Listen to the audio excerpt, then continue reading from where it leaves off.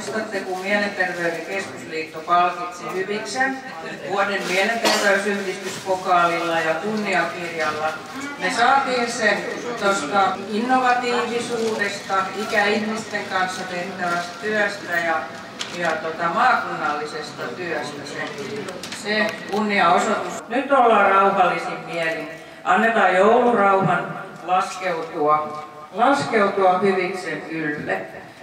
Kiitos kaikille jäsenille tästä vuodesta. Eihän tämä vielä lopu, mutta on ollut mukavaa tekemistä ja menemistä. Että ollaan paljon retkeilyä tehty. Ja kiitos Hyviksen henkilökunnalle, että olette mahdollistanut ja hallitukselle tämän vuoden. Toivotaan ja omasta ja hallituksen puolesta te kaikki lämpimästi tervetulleeksi tähän Hyviksen jo perinteeksi muodostuneen jouluruokailun paikkaan. Hiukan eri kuin aiempi vuosi, mutta näyttää tosi mukavalta, viihtyisältä ja aika tiiviiltä. Saadaan varmaan hyvä ilta aikaiseksi. Tutustutaan toisiimme ja ollaan hyvällä mielellä ja keskustellaan paljon. Ja hallituksen puolesta mä haluan tietysti kiittää työntekijöille, toiminnanjohtajalle ja sitten jäsenille erityisesti siitä, että olette aktiivisesti käyttäneet Hyviksen tarjoamiin erilaisiin palveluihin ja osallistutte aktiivisesti toimintaan. Että ei mitään, kun vietetään, niin kuin Pia sanoi, rauhallinen, mukava ilta ja syödään hyviä, mennään sitten tyytyväisin vatsat tämän kotiin jatkamaan tätä jouluodotusta. Kiitoksia.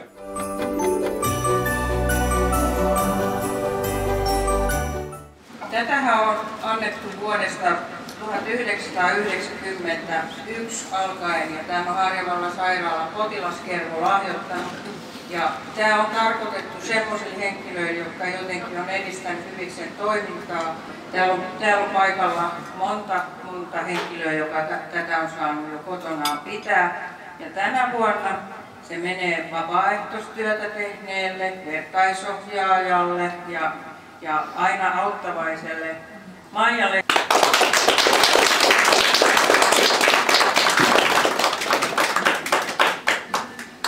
Iso kiitos tästä, että olenhan mä paljon yrittänyt niin tehdä, mutta kyllä tämä niin leikittaa ja menee tuonne iholle. Että parhaani mukaan olen näissä ryhmissä niin kuin ollut mukana ja yrittänyt edesauttaa kaikkien meidän hyvinvointia, mielenterveyden hyvinvointia nimenomaan. Kiitos tästä.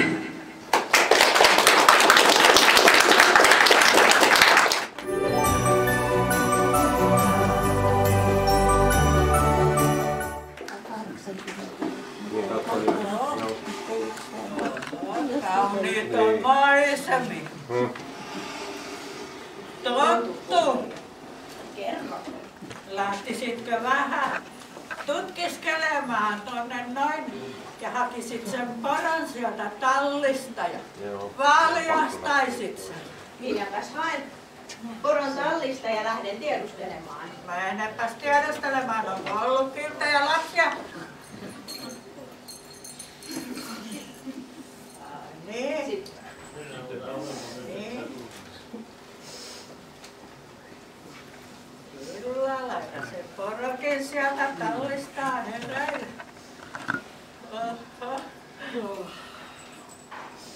Haluan taikapölyä, jotta pystyn lentämään ja pystyn vetämään rekeä. Kuulostaa jännältä toi taikapöly. Voi, Tom, on ihan pölyä. Siihen rekeen. Me tontut pakataan reki valmiiksi.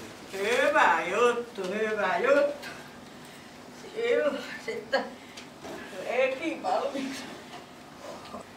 Nyt olemme vissiin valmiitakin. Minullakin on paljon päällä ja vielä tämmöinen näin, nyt on lämpimästi. Mutta ei parakin havus kaiken näköisiä syömisiä ja juomisia ja jouluna muutenkin saa suklaata ja puurosta löytyy kauraa ja kyllä se sitten sitä juomaakin saa. Minä syö puuroa, minä haluan kauraa.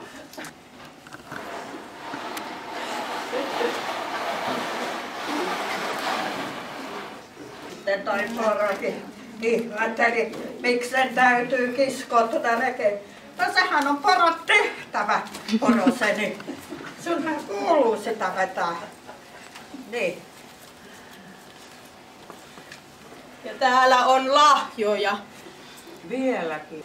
Joo, niin mennään vielä vähän siikailemaan niitä rautuja. Kattokaa, kuin hienoja koko taivas välkkyy ja läikehtii, kun on tämmönen selkeä ilma ja vähän pakkasta. Eikö hienoja? Olkea ja Siinä kumaa juomaa on siellä tonne. kauraa, kun sitä pyysi. Niin. Ja niin, lähdetään.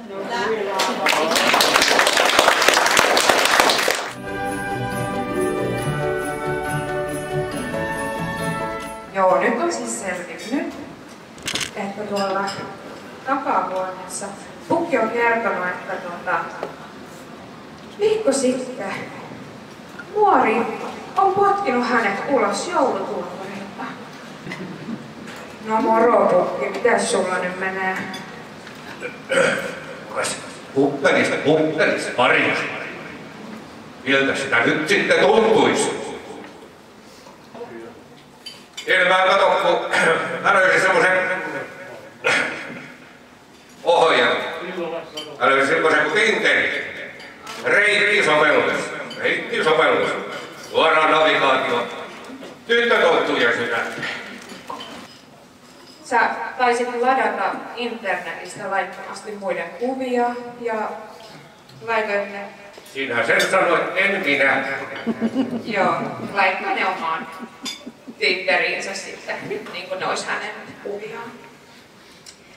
Ja kuvien lataamisen jälkeen Pukki sitten odotti, kunnes muutaman tunnin jälkeen hänen puhelimensa pärähti. Tonttutytön kanssa olikin tullut matchi. Yes. Pukki ihkui riemusta, kun tonttutyttö vastasi viestiin innokkaasti. He alkoivat jutella, ja Pukki yritti pysyä tarinassaan moottoriveneistä, moottoripyöristä ja kultakoruista. Tonttutyttö tuntui vaikuttuneen, ja Pukki päätti kutsua hänet Hyviksen joulujuhliin. Tervetuloa kaikki tytöt, ei kuin yksi kolme. Tonttutyttö saapui juhliin. Wow. Kyllä Pukki on upean tyttötontun löytänyt. Ja Pukki yritti parhaansa mukaan pitää yllä imaltavaa fashion. Voi että mikä varta. Sinä, Tinderin unelma, tonttu. Tulepas Pukin polvelle. Joo. Aivan ihana. Selvästi he nauttivat toistensa seurasta. Tonttutyttö katsoi Pukkia tuimasti. Todellako Pukki? Lähtelikö koko ajan minulle? Pukki yritti kyllä selitellä, mutta tonttu ei ollut kuulevinaakaan. Hän kääntyi kantapäillään ja sanoi. Minä en tällaista draamaa tarvitse. Hyvästi. No jatkaapas. Muori kihisi raivosta, kun hänen vältysmiehensä oikea maanmatonen oli selkeästi niin nyhterö, ettei pärjännyt ilman häntä. Hän matkusti tänne korvatunturiin. Okei, joo. Hän siis matkusti Poriin ja saapui Hyviksen jouluporiin.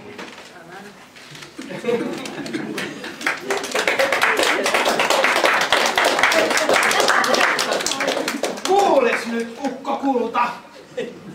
Sinä ryökäle, vanha veijari. Otit kai tästä opiksesi, etkä enää valehtele, etkä käyttäydy sopimattomasti. Nyt kotiin ja sassiin. Sitten varmaan.